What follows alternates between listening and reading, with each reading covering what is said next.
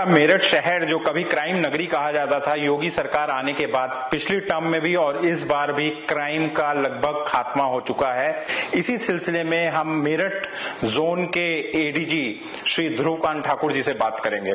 ध्रुव जी, ये बताएं कि मेरठ को एक तरीके से क्राइम नगरी माना जाता था पूरा, तो उत्तर प्रदेश पुलिस, खास तौर पे मेरठ जोन की पुलिस ऐसा क्या खास कर रही है कि इन क्रिमिनल तत्वों पे लगाम लग पा रही है? देखिए, मैं बताना चाहूंगा, मेरठ जिला और पूरा मेरठ जोन कम्युनली और क्रिमिनली काफी सेंसिटिव हुआ करता था, अभी भी बहुत हद तक सेंसिटिव है।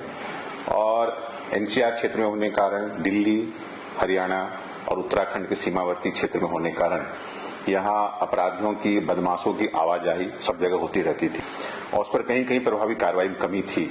लेकिन माननीय मुख्यमंत्री के कार्यभार ग्रहण करने के बाद उनके निर्देशन में यहाँ पर पुलिस ने माफिया तत्वों, अपराधी तत्वों पर काफी सख्त कार्रवाई की, चाहे इनकाउंटर कार्रवाई करनी हो, चाहे उनको एनएसए कार्रवाई करनी हो, गैंगस्टर कार्रवाई करनी हो, गैंगस्टर के तहत उनके संपत्ति की जाब्ते कार्रवाई हो। सब मिलाकर के कार्रवाई ऐसी कर दी गई है कि अब आम जनता अमन चैन महसूस करती है। अभी हाल में देखा होगा आपने, इसी साल हम लोगों ने लोकसभा चुनाव पूर्णतः शांतिपूर्ण संपन्न कराया। उस तत्काल बाद हम लोगों ने जुलाई अगस्त में जो कांवड़ यात्रा, जो बहुत सेंसिटिव मानी जाती है पूरे देश में, उन सब की व्यवस्था हम लोगों ने सक्सेस संपन्न कराई। ध्रुव जी, की जो मेरठ का जनसंख्या अनुपात है, मेरठ ही नहीं, खतौली है, मुजफ्फरनगर है, वहां पे मुस्लिम बाहुल्य होने की वजह से आईएसआई को काफी शरण मिलती थी। उस चीज पे मेरठ पुलिस ने कैसे लगाम लगाई है? देखिए, जब क्रिमिनल एलिमेंट और कम्युनल एलिमेंट साथ मिलकर काम करने लगते हैं तो फिर उससे देश विरोधी, राष्ट्र विरोधी गतिविधियां पनपती हैं। जैसा कि आपने बताया, खतौली का बताया, सूतीगंज का बताया, अब आगे जाकर देखेंगे देवबंद साइड है। तमाम ऐसे सेंसिटिव स्पॉट हैं जो आइडेंटिफाइड हैं।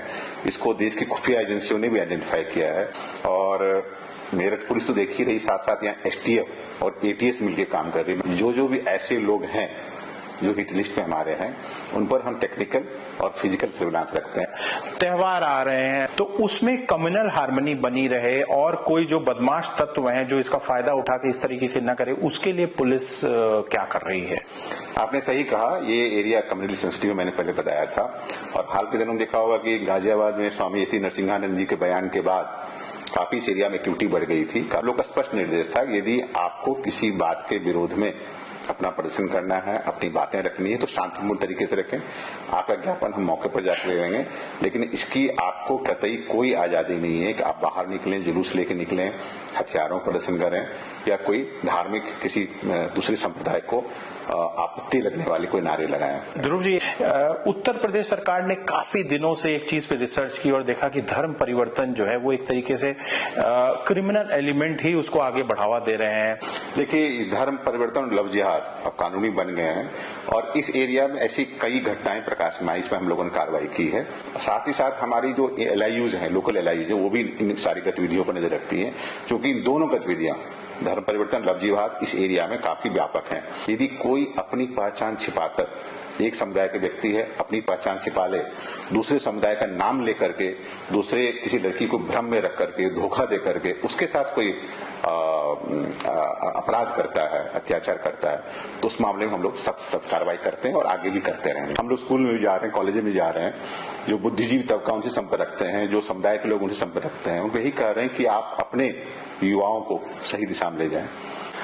तो मेरठ पुलिस किसी को छोड़ने वाली नहीं है, चाहे वो उनके अपने ही लोग क्यों ना हो। योगी सरकार आने के बाद उत्तर प्रदेश पुलिस का जो मानवीय चेहरा है, कम्युनिटी से बात की जा रही है, लव जिहाद को रोकने की कोशिश की जा रही है, युवा न भटके उसके लिए की जा रही है, हथियारों के जखीरे पकड़े जा रहे हैं, यही परिवर्तन है। पुलिस तो हमेशा से थी।